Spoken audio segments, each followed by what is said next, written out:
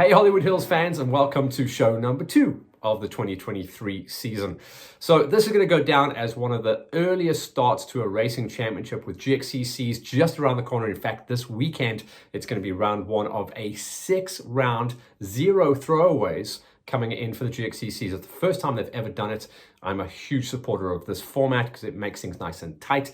You basically can't screw up the whole way through the championship. You've got to make sure your bikes are primo, you are primo, you don't make any mistakes. So we might not see as aggressive a start as we have from a couple of the pinners out there. But that said, everyone's going to be on the line. It is very important to get that finish done on round number 1 for all of the categories, for the juniors, the senior motorcycles, and the quaddies. Talking about the quaddies, the numbers seem a little bit thin on the ground at the moment. So from here at Hollywood Hills and on behalf of Gxcc, for the quaddies out there, there is going to be a really safe, nicely laid out, quad-friendly track there at Lakoa Lodge. We're going to stay away from the big rock areas out there. We're going to keep it more in the lowlands. It's going to be nice and moist out there. They've had plenty of rain. There is zero or very small chance of fires that we have had problems with in the past at Lakoa Lodge. So it should be a really good lineup. And it's going to be interesting to see who actually turns up and on what equipment on the bikes, juniors, and the quads as well, because we've seen quite a lot of chopping and changing in the off season. We'll get to that in just a second, but the entries are open. Lakoa Lodge is going to be an absolutely spectacular area to start out racing. We are seeing good numbers coming in for the juniors on the bikes. A little bit thin on the ground at the moment for the quads, so hopefully they can have a good final push. I know Brian Herbst and all the quaddies out there are trying to make sure there's going to be some good championships on the line so they can go out and claim the big trophies and know that they've been in a good fight as well. Hopefully we get a couple of the KZN quaddies to come back up. I know John Elwood, his ACL just gave out. He just dropped knee and he's going to be getting married. So hopefully he can find a little bit of race budget before he goes out and finds the wedding budget as well, because he's a guy that is aching for the championship as well. We'd like to see that happen. For now, we get ourselves ready for the Gxcc's coming up this weekend. Then straight after that, we go into prep what is going to be for round number 1 of a short championship as well. Remember, it's just a 5-round championship coming in for Farm Jam, and they start, as they have for the last 2 seasons, out at Isiala. Now, Isiala is around about 15-20 minutes out the back door of Middelburg, so it's super close for everyone out there coming from the Mpumalanga region, from Pretoria and Joburg. I know from my place in Randburg, I used to be able to get out there to Isiala in just over 2 hours, so it's a very clean run. You can drive in, drive out, or you can use a lot of the lodges that are positioned around the back door of Middelburg and in central Middelburg, and pretty cheap as well. It's good to go sleep out there, and it's a real good vibe. So we've been starting to see a little bit more social media movement on the Farm Jam guys. We know that Leon and Rowan and his whole team have been out there for the last couple of weeks, making sure that alles is mooi, and it does look like it will be a good one as well. Remember, they did a lot of learning over the last couple of years with Isiala. The first round was the first time they rolled out their new format, which was known as hare scrambles. We know hare scrambles, and they were trying to figure it out, and they got it dialed in around about 2 or 3 races.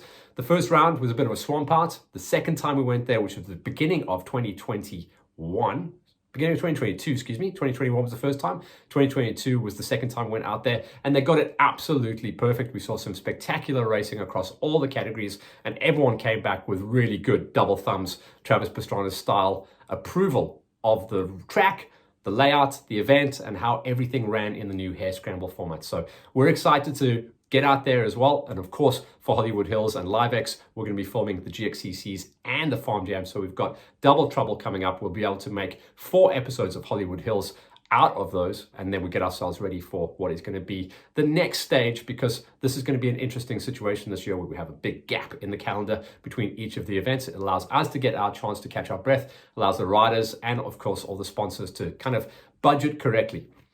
So now that we've kind of segued into riders and sponsors and things like that, a little bit of interesting news. So if you guys have not been keeping an eye on social media, you've seen there's been a little bit of news that's slowly starting to kind of trickle its way out. We'll obviously see more of it happening at the race itself, where no doubt there'll be some big announcements and you'll suddenly start seeing different people online on different machinery. But let's start with this one. The big one was Ryan Peltzer. So we used to call him Mr. 125 because he took a number of 85cc championships, a ton of 125cc championships. He seems to be on a 125 for like 10 years. Obviously, that's not true because I think the kid is only like 20 years old now. And he was so good throughout those junior formats. He was really on his way. And he was one of those riders that I thought was going to be able to get the factory pickup. It never really arrived until now. Now he has got the seat. So he's going to be on a Husqvarna for the first time in his career. His blood has run KTM through and through all of his life. His dad's been a huge KTM supporter. He raced with Alfie back in the day, so clearly that's where that kind of like lineage came from.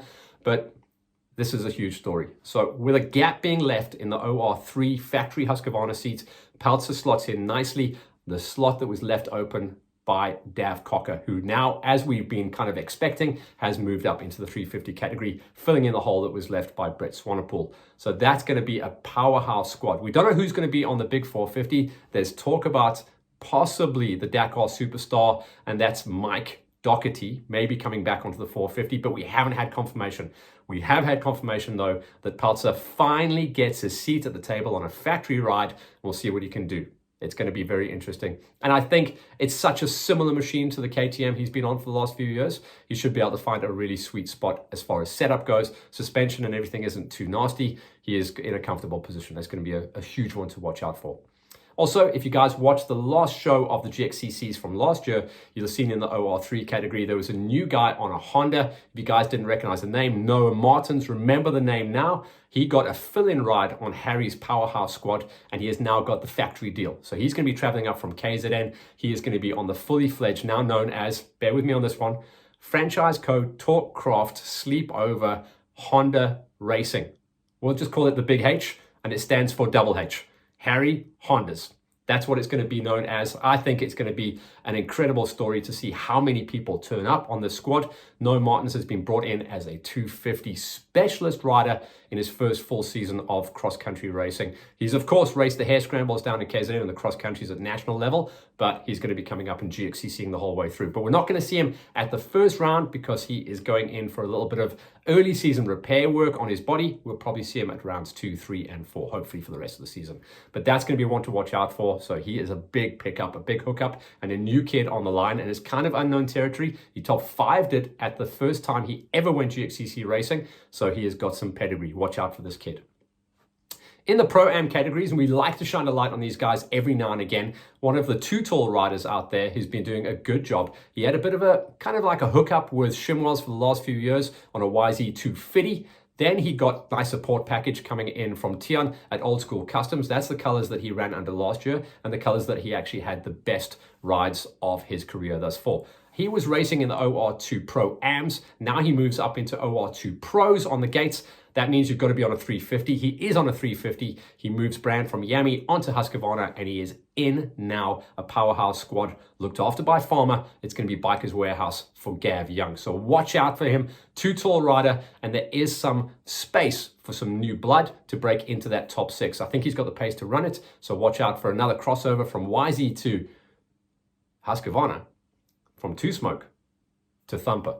It's always an interesting story when these guys have to change their entire approach, but I think it's going to be a good one. Too Tall should be one of the riders to watch out for in the house. Then, of course, the huge story I mentioned about Harry's squad. We'll make some noise about it when we go out and film this weekend, but Harry is bringing the big red back into it. We've seen a couple of squads try and see if they can bring championships for Honda over the last couple of seasons since the Big H actually brought out some possibly championship winning bikes. This year looks like they're going to be able to do it. Obviously, Leah Haygate took the championship for Harry last year on the 250s in a ladies pro gate, but now we have got Harry delivering riders in the OR1s, OR2s, OR3s, across the board basically. He's lost his 125 champion, and that was Björn Wenzel. Wenzel was about to move up into the 250s for Harry, and he has moved up into the 250s, but not for Harry. He's gone across the other side. He stays green, and he's gone with Pepson Plastics. So that's the other big news that happened in the last week or two. So we're going to get everything confirmed when we see it on the line this coming weekend, but there's a lot to watch out for there. I love this part of the season, but it's an early start. So watch for a couple of guys that haven't quite got the decals on their bikes, haven't quite got their 2023 racing kit yet, but they will be on the line. They will be there, holding it wide, ready to rip the bars off, and we cannot wait to see what the opening part of the season holds. Watch out and hold your breath. The next 2 weeks are wild. Gxcc round 1 out at Lakoa Lodge. Entries are open. Following week, round 1 of the Farm Jams out at Isiala. Also, entries are open. Get entered, get on the line. We'll see you guys out there. We'll make you famous. Let's rip the bars off and have a great 2023. Laters.